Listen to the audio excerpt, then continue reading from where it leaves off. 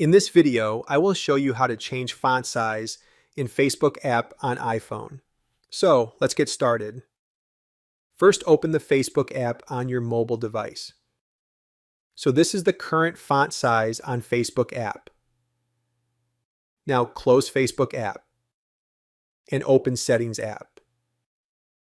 Scroll down and tap on Accessibility.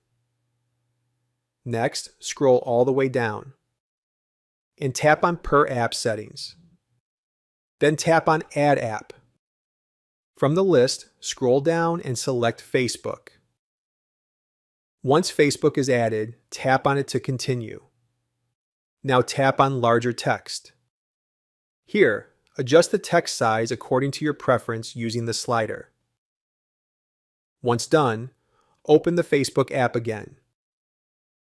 And you'll notice that Facebook app font size has been changed. So that is how you can change font size in Facebook app on iPhone.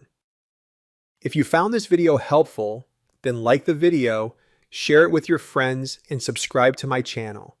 Thanks for watching, and I will see you in the next video.